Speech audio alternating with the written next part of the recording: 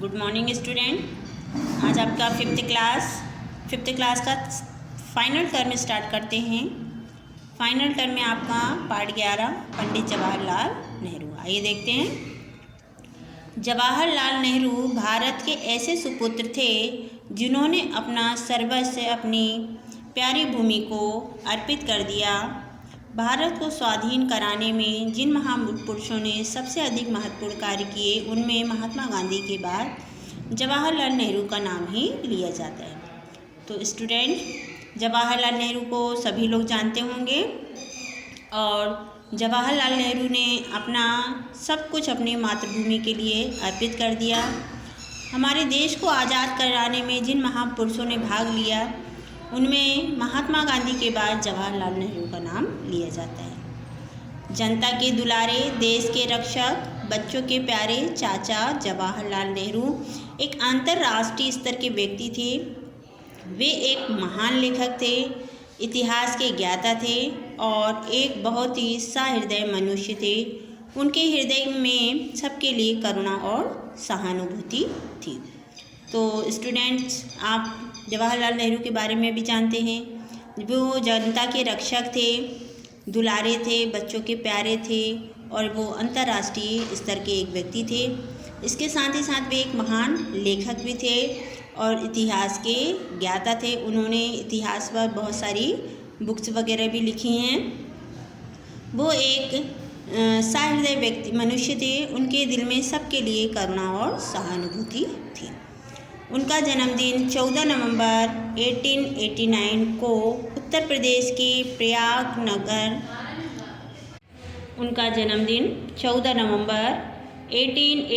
को उत्तर प्रदेश के प्रयागनगर इलाहाबाद में हुआ था। उनका जन्मदिन प्रतिवर्ष देश भर में बाल दिवस के रूप में मनाया जाता है। इतना सभी बच्चों को पता है कि चाचा नेहरू का जन्म दिवस 14 नवंबर को मनाया जाता है और बाल दिवस के रूप में मनाया जाता है। जवाहरलाल के पिता श्री मोतीलाल नेहरू एक प्रसिद्ध वकील थे। उनकी माता का नाम स्वरूप रानी था। वे धार्मिक विचारों की महिला थी। बालक जवाहरलाल की आरंभिक शिक्षा घर पर हुई और 1907 में उच्च शिक्षा प्राप्त करने के लिए वे विदेश चले गए। 1912 में बैरिस्ट्री पास की और वकील बनकर भारत लौटे। तो ये सभी को पता है कि बैरिस्टर बने थे। जवाहरलाल नेहरू बैरिस्टर बने हुए थे और इनका विवाह कमला देवी नामक महिला से हुआ था और 1919 में इनके घर एक बालिका का जन्म हुआ जिसका नाम प्रियदर्शिनी था, लेकिन बाद में वो इंदिरा गांधी के नाम से प्रसिद्ध हो गई। इसके बाद देखते हैं। उन दिनों देश में स्वतंत्रता संग्राम छिड़ा हुआ था। भारतवर्ष को अंग्रेज़ों के चंगुल से छुड़ाने के लिए जी जान से चेष्टा की जा रही थी।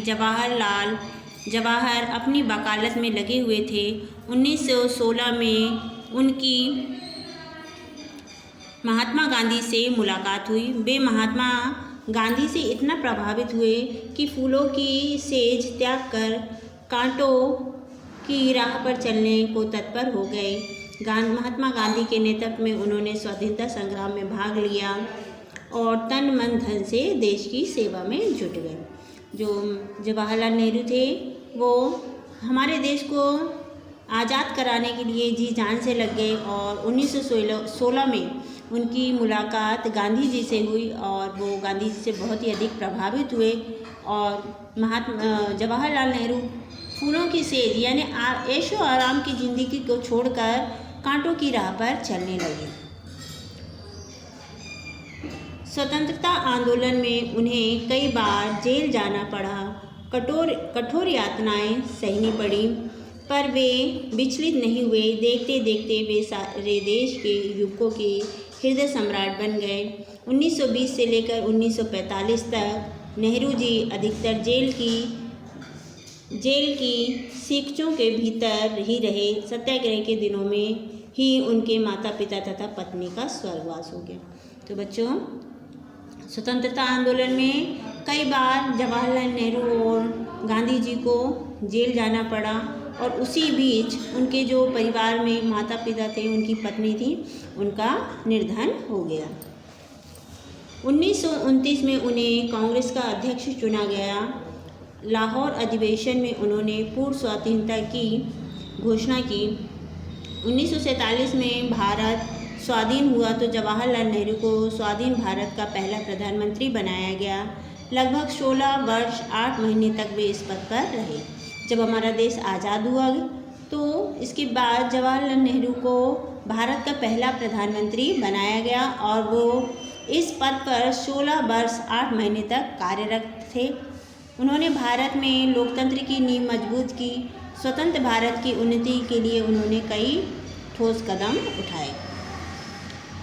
पंडित नेहरू ने सारे विश्व में शांति का प्रचार किया।